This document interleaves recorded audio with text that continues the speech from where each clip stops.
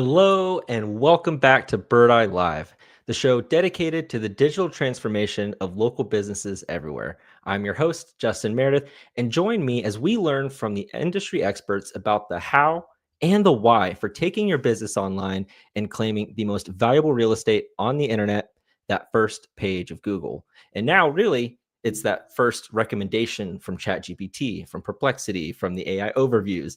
The landscape has changed quite a bit. And we're going to dig into that today. But if you're tuning in live, feel free to say hello in the chat. We'd love to hear where you're tuning in from. If you have questions, feel free to let us know. We've got an eye on that. And so, as I was saying, but today we're looking back at the top insights and moments from the webinars that we've had in the past. And most recently, last week's webinar, where we hosted Colleen Whitney, who's the AVP of marketing over at the Aspen Dental Group, as well as Adam Dorfman, who is head of our product team here at Birdeye. And in this conversation, we talked about how to win customer loyalty in a zero-click world.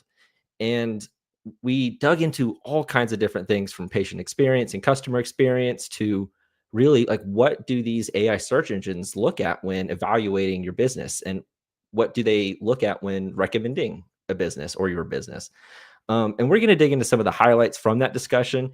It was an amazing, amazing conversation, and it was packed with insights. And so to help kind of unpack all of that stuff, I'd like to introduce my co-host for today. Welcome back to the stream, Sierra. It's great to have you. Sierra is part of the marketing team here at Birdeye. And I think today you've got some clips from the webinar that you want to share with us, and we can break them down and see if we can help some folks figure out how to navigate this world. Absolutely. Thanks, Justin. I'm always excited to be here. And you're right. I've pulled up some clips together, some of the highlights from this incredibly insightful webinar that we had. These clips or insights are something that really stood out. And, they cover everything from how customer or patient expectations are changing, and to how businesses are coping with that, and how AI is reshaping this brand perception now. So I think without further ado, I'll jump into the first one. And I think I'd like to start by saying that while we're kicking things off with the subject of healthcare in this first clip, I think it's important to know that what's happening here in this industry, or in this clip, or in the webinar, is sort of a reflection of a bigger shift that we're seeing in other industries as well. Definitely. So the shift is about how people are now expecting a certain level of speed and convenience that wasn't always a part of this experience, right? It was provider centric, uh, especially in healthcare. If we see that, the appointments, the schedules, everything was shared by the provider, and was to be complied by the consumer or the patient. Now, a few since the last few years, what we've what we've seen is that this shift has really accelerated. And I think in this clip, what stood out to me was that patients want to interact on their own terms now. This shift is from a provider-centric mindset to a patient-centric or a customer-centric mindset. Okay. And whether that's online or on the phone or through AI tools, the idea is to be accessible in those moments is what really matters, right? So let's take a look at the clip. Great. It has not been patient first, but coming out of a global health pandemic and into an era of, digitization of everything, patients behave like retail consumers. They no longer have patience for it to be on a provider's terms. And so we see patients really coming to us with an expectation of transparency, convenience, speed. When we talk to patients, and we do quite a bit of insight work to understand where they're at, 75 to 80% of patients are saying they want quicker reaction and more transparency from their healthcare providers compared to just a couple of years ago. And so we have to be ready to behave more like a retailer, meet patients where they're at, whether that's online, whether that's in our call centers, whether that's through AI-driven tools, social, whatever the case may be, we have got to be prepared to meet them where they are. They're not just going to come to us any longer.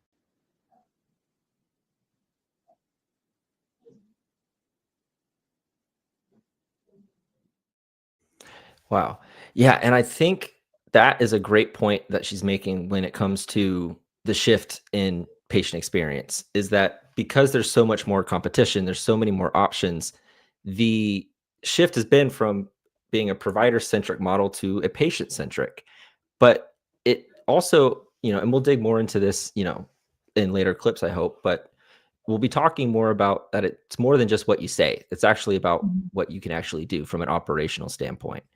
And it feels like, patients or, now consumers, they expect that same level of convenience that you can get from Amazon, Uber, Target, those quick, transparent transactions, but also they want a real personal experience at the same time. And it's really interesting to see that, patients no longer really tolerate being inconvenienced just because it's healthcare. Like they want that same level of ease and efficiency that every other business provides them. And so that dynamic is really flipped. So it'll be interesting to see kind of how this unfolds, in the future and things like that. But it really does present a new challenge for healthcare providers because it's a full blown mindset shift. It's really, I think what what we'll discover is that the healthcare organizations, at least healthcare specifically, but also businesses that operate like it's still 2014 are going to lose patients to the ones that are, that are operating like it's 2025. And, it really isn't just like a marketing strategy. It's crucial to the survival because now with so many options, people can, they have the ability to choose. And I think that's requiring a really of a bit of an operational reset for healthcare providers. Absolutely. I completely agree. And, um, it's right that you mentioned that it's an operational reset because there is also a reset in terms of marketing, right? Mhm. And one place that, that we're seeing this change is in how personalized conversations can become, right, for brands. So this segues me into the next clip very nicely, actually. So, like, in the next clip, what we want to explore is the challenge of these growing brands, and for them to maintain this personal and human feel while operating at scale. So, why I say at scale is because Aspen Dental has over 1,500 locations, right? So Mhm. that's the amount of business that they're dealing with. Yeah. So in this clip, Colleen very rightly mentions that they're not only competing with big corporate brands like themselves, they're also competing with local neighborhood dentists, and just like a retail store would compete with a mom and pop shop, right? Yeah. So but yeah, Colleen in this clip sort of dives very nicely into her point about letting that local voice shine through every branch, and whether that's your providers or your team members or anyone who's working on the front lines, because it helps your brand feel familiar and community based and not just another corporate voice. So let's roll the clip and find out. And so loyalty for us, is about operating at both ends of that spectrum that I was describing, leveraging the national brand, but making sure that national brand doesn't seem too corporate. It is Yeah. that it is empathetic, that we are meeting them where they are, that we're putting our providers first in terms and putting them out there because they're community members in their own right.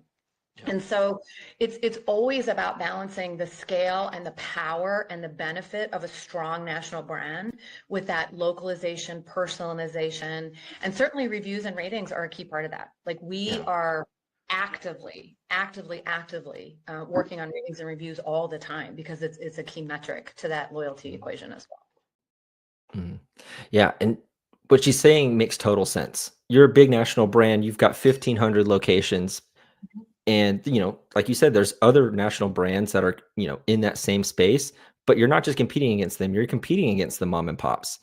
And those mom and pops can provide an extraordinary level of personalization, not even just from, you know, talking to people one-on-one and having that familiar face, but they're part of the Mhm. community, and they're part of the actual local community where they're talking, like, their friends and their neighbors, and they're part of that. And so from a national brand standpoint, how do you give that same level of attention and care? And what Colleen is saying is that it is a balance, but that's also why they need to be putting their actual healthcare providers forward and not the brand itself, but more so, here's what our doctors at the, you know, Cedar Park, Texas location are and who they are, and putting them forward. And, this allows the provider themselves to be seen more as an individual. It allows the patient for them to talk to their patients more like a person and not a case file. And it's making sure that the feeling that the provider is a real person and not some Mhm. random, every time you go into the office, it's a different kind of a person because they're just rotating through kind of that corporate engine, but it's a real local office. And so that balance of Absolutely. keeping that brand and that engagement or that level of localization is really difficult. But that's what she was saying, is like, that's why they use reviews, because they need to be able to see every single location's sentiment and what their local, community is saying about that location and about those providers. And it gives them a better idea of, okay, how is this specific location's, uh, how is this team actually performing? How are they engaging with the community? How does the community view them? And what we'll find in hopefully future clips and things like it, as part of this discussion, is why that one element is so important. And and it's really, you know, the reviews really just aren't part of your reputation. They're actually a proof of your Yeah. ability to connect with your community. Yeah, it's about, earning trust at that local level. So makes complete sense.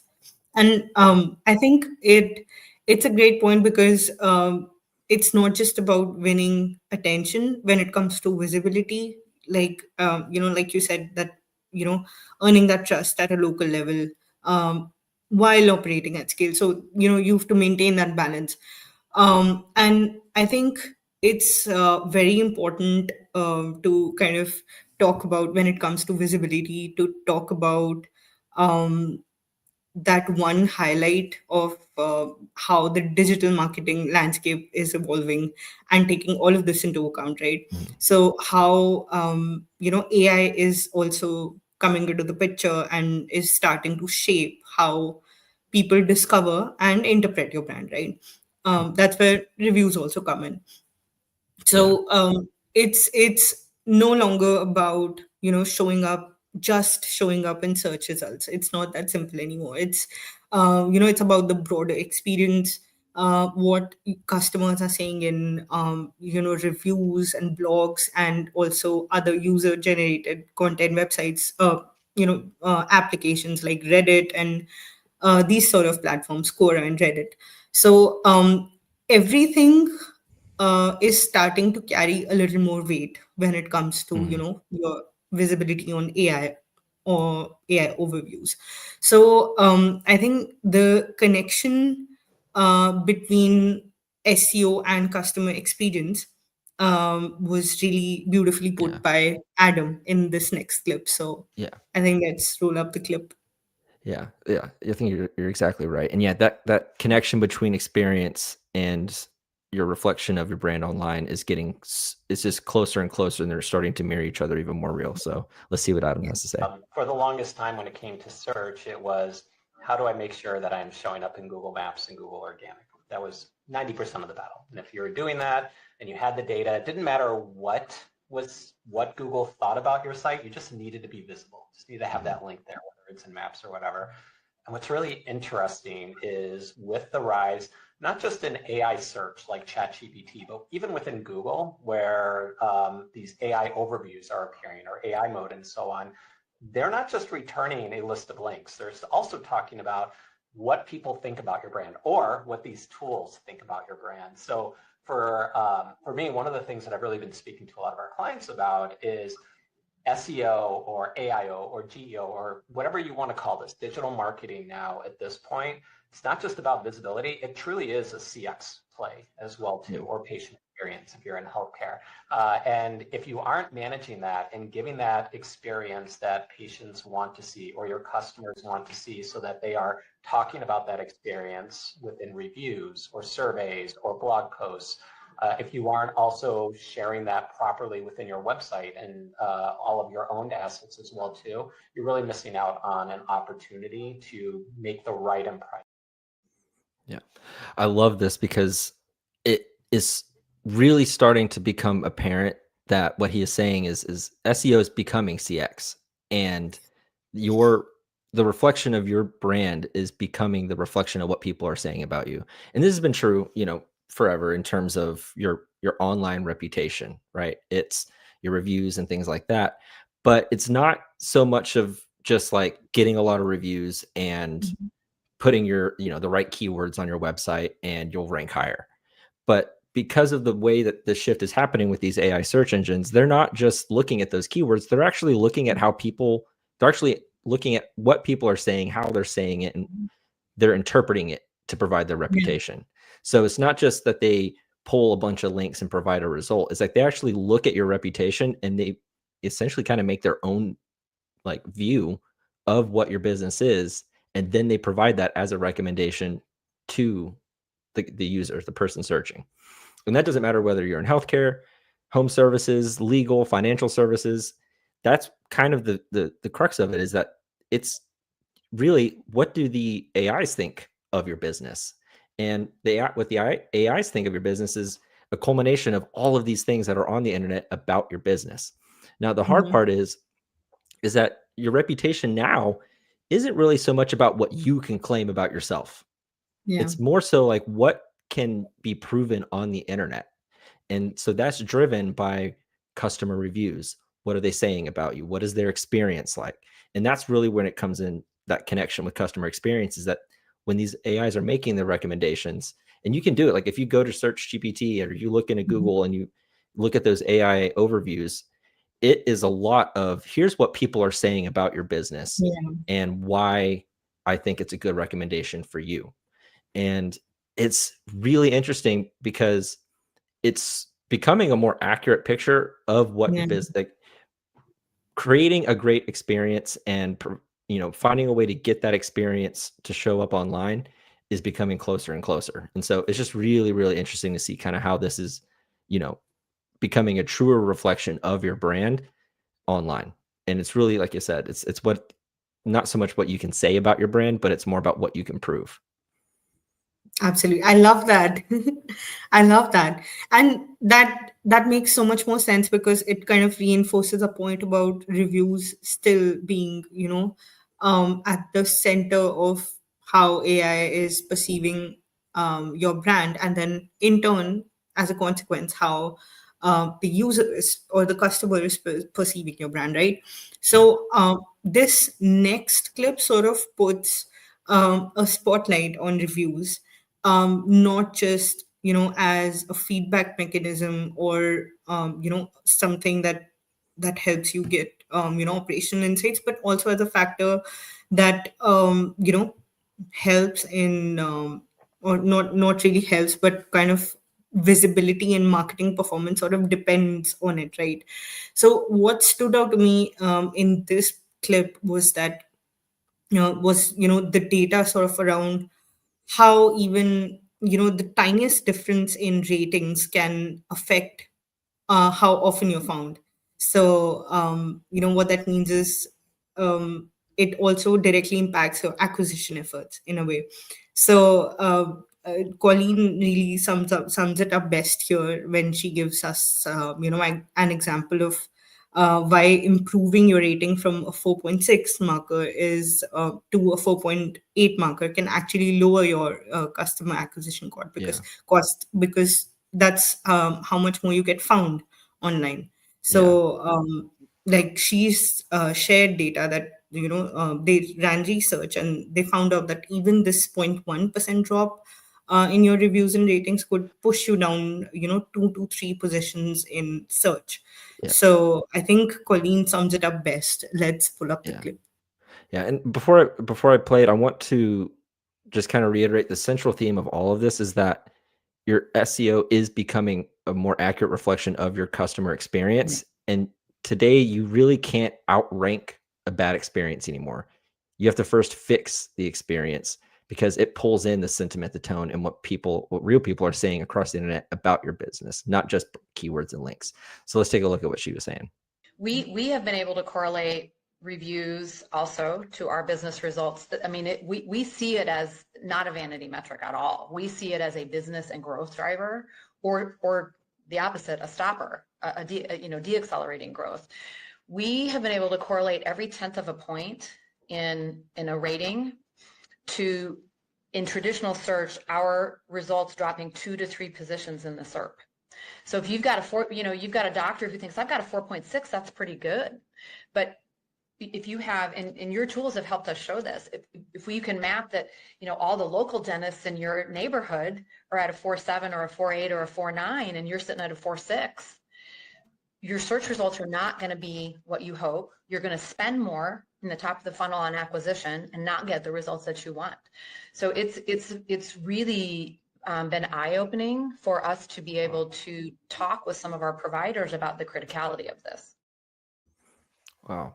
Yeah, that is really, really interesting because it does show that there isn't a business advantage and disadvantage to your reviews. Because if you think about it, the difference between a 4.6 and a 4.8 from what she's saying and like the numbers that she was talking about that they're experiencing is the difference between a 4.6 and a 4.8 is that it can move you down 2 to 3 positions in the search rankings and potentially move you out of the local 3-pack or out of your visibility completely.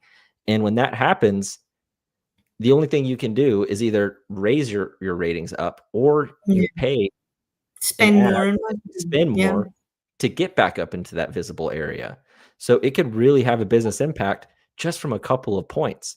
And that just goes to show that it's not even so much the opportunity cost of not being in the top rankings in that sense.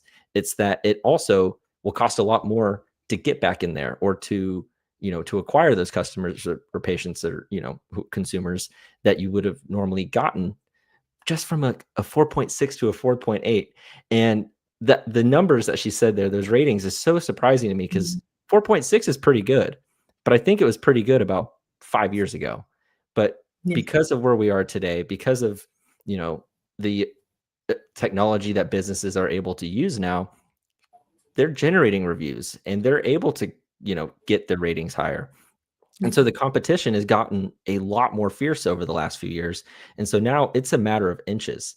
And it's really important because, just a couple of points can result in a huge amount of cost to either pay to get back up there or to try to figure out a way to increase your rankings. And so setting yourself up for success by having at least those organic results in those real reviews coming in can be a huge advantage. It's really interesting. I agree. Yeah. Absolutely. So yeah, like you said, reviews are not just about perception anymore. They're actually, we're seeing that they're affecting, costs and your marketing revenue and discoverability, right? So I think review data, especially, recency, when we talk in terms of how these AI search tools are evolving, right? I think data and recency, volume, tone, all of it is starting to influence how these AI tools also, interpret and present and describe a brand, anybody's business, right? And it's newer, it's a newer sort of area for a lot of businesses to still work on, right? But it's definitely crucial to pay attention to. So let's take a look at what Adam has to say about this. Yeah. So yeah, and I think really to kind of help set this up is that from a search perspective, what are these models actually looking at when they look at your, when it comes to like how do they make these recommendations. Yeah. That's the review recency. It's a Review big recency. Like the next ones, review volume, ratings, sentiment, all reviews. 5 of the top 10 signals were review related in terms of highest correlation. Doesn't mean that the others weren't correlated. I'm just saying the strongest correlation signals, 5 of the top 10 were review oriented. So from a traditional search perspective, they matter quite a bit.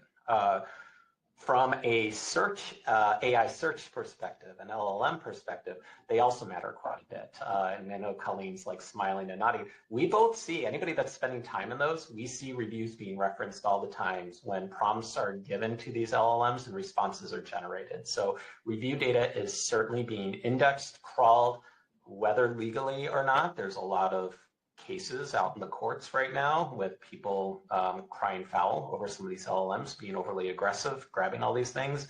Regardless, they are being utilized. So the information within the reviews being left is certainly impacting how your business is being perceived and shared when your customers or patients are doing searches on Perplexity, ChatGPT, and so on as well too. Yeah. And, this kind of speaks to what we were talking about earlier after his first clip, is that it's not just that they're retrieving the review data. They're not just, ChatGPT just doesn't say like, okay, here's 5 reviews from this business. Here's 5 reviews from this business, but it's actually interpreting it and it's giving its own recommendation based on that. So the tone, the pattern across the different locations of the, across the reviews, the emotional language people are using to describe you and your business, the way that you're responding to them and the negative feed, especially to negative feedback, and the consistency across time. So over the last 6 months or, over the last year across these locations, what are people saying? Like it really tries to get a full holistic view of your brand and your business when it makes a recommendation. It's really, really fascinating just how expansive this is becoming. And what he was saying is that it's not even just really Google, it's across all different types of platforms and channels. And so the question has kind of changed from, do you have reviews? Do you have a lot of reviews? Do you have enough reviews? And it's more so is like, do your reviews reflect the story that you're trying to tell, or does your reputation tell a coherent story of your brand? And I think that's really important to think about as you are trying to generate more, as you're trying to maneuver through for the next kind of era, or whatever you want to call it, of this online search world, is, how can we tell a coherent story of our brand, and how can we allow our customers to tell that story for us? And when you get down to it, it's going back to what we were saying earlier, is providing an amazing customer experience and making it easy for them to tell that story for you online. Absolutely. And yeah, you rightly summed this up. Reviews are not just influencing your customers, they're now influencing these models. So what you're trying to essentially, the story that you're trying to put out, you need to make sure that your reviews and your even the website reflects that, because AI tools are more frequently pulling from business websites to answer some customer questions. So it is as crucial to structure your website content to be clear and helpful, because now it really matters. And I think the best part about this is that, because it's your website, it's encouraging to know that there's a lot that you can control just by anticipating what people's intent is, what the search intent is, what people want to know. And that's how you can add FAQs, you can add detailed Q&A pages to your website, so which AI answers also pull from. So I think uh, they perfectly sum this up with the next clip as well. So let's pull up the clip. Yeah. I would suggest that is one of 2 places to start. Like really focus on your review strategy and so on for these AI search engines. Your on-site content though, these AI bots love things on your website. That is even more than forums and even more than anything else, if you are creating good content that's structured in ways that answers questions. So think of it almost like FAQs. You're anticipating what people might be asking about your business, and then you're putting it in an FAQ section on your page or on your website, or building new blog posts, or whatever the case may be. That is becoming much more prevalent in the sources that these LLMs are referencing as well too. Yeah, I would say two things. I would add to that. We had a strategy to be the WebMD of dental. We wanted to be the go-to source. And I think that has set us up well for what's now happening in the ecosystem.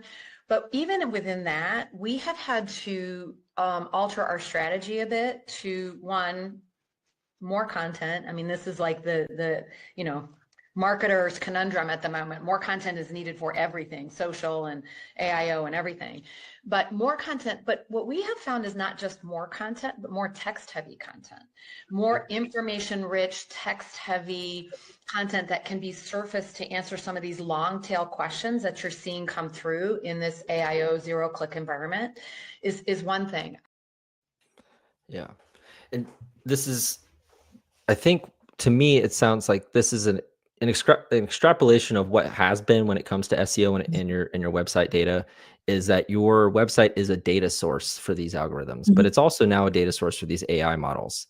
And what they, and because of the nature of the searches that people are using with like Search GPT and Perplexity, like they add a lot more context to their questions. There's a lot more nuance. They're longer, they're longer queries. And so the questions are a little bit more specific. And so whenever you have more specific text or, content on your website to help answer all these different types of questions and queries, the AIs pick up on that. And so, they learn, like you were saying, from FAQ pages, from the informational articles, from service descriptions, blog posts, all these things, but they look for clear, structured question to answer formats. So, because they have a specific question that they're trying to answer in mind, right?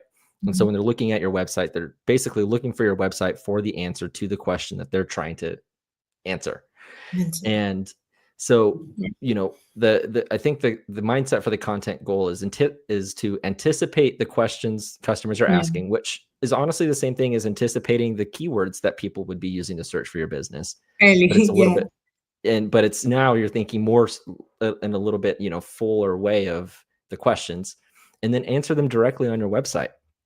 And I thought it was really interesting what Colleen was saying about the text heavy stuff and her kind of WebMD of dental strategy to be the topic of authority. But now topic authority requires, more text heavy informational content.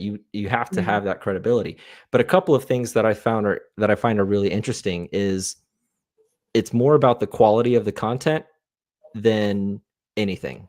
If it's helpful, it helps. And essentially what I mean by that is, if you might be asking yourself like, okay, well, if I have to come up with more content and more text heavy content, can I use AI to help me write it? And a lot of people are always asking the question like, will AI generated content hurt my search rankings, or will the Google search algorithm not, look at my website because I use ChatGPT to help write it? And so far from everything we're seeing, and even on Google's official stance, is that if the content is helpful, it does not matter where it comes from. They focus on the quality. So their official stance is that AI generated content can rank, but it must be original, helpful, and meet the same quality standards as human written content. But the search algorithm evaluates a page's utility for the user, not the method of its creation. And so one other thing to add on top of that is, in addition to the website content side, is that to really help build that authority, it also comes from content from third-party sources, from other websites like articles, interviews, mentions, and so it's a really kind of a three-pronged approach of your own website content, your user-generated content and reviews, and then third-party content from other folks who can essentially vouch for you.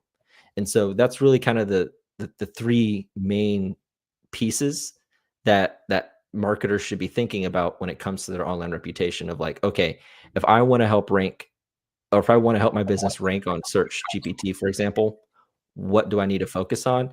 It's those reviews.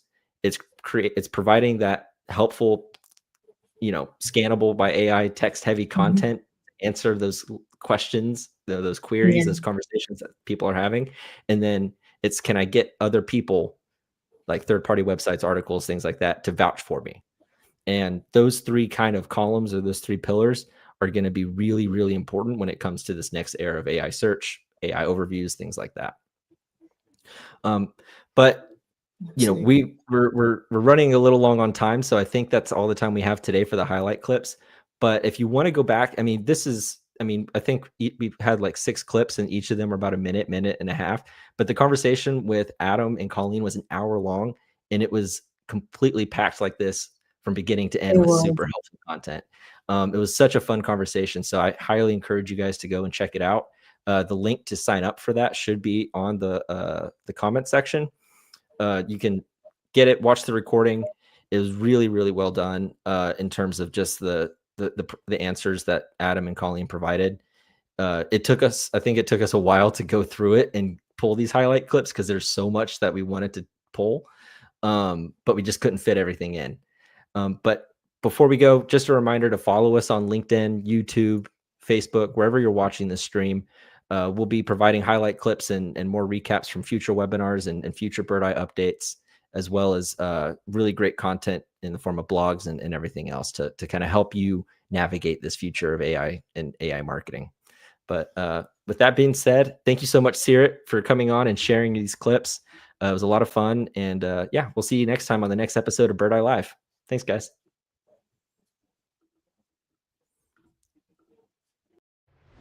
You're curious about using AI, but you don't want AI that puts your brand at risk. Because if the communication is inconsistent and non-compliant, you risk losing customers' trust. So, how do you authentically expand your hyperlocal business? Meet brand and industry AI from Birdeye. Your own custom AI models built to reflect your brand voice, understand your industry, and adapt to every location. Brand AI captures your unique voice. Industry AI brings the correct context. Together, they train AI agents that act on your behalf, consistently, intelligently, and always on brand. These AI agents don't just personalize content, they deliver outcomes that matter to your business. AI agents trained on brand and industry AI know the regulations that matter and respect them by design. Leading businesses across all industries are adopting AI built for them. And for teams managing hundreds of locations, custom LLMs tuned to the brand and industry redefine scale and consistency. This is not just automation. It's AI that speaks your brand and understands your industry. Your brand, your industry, your market. AI that acts for you on your terms. This is Brand and Industry AI.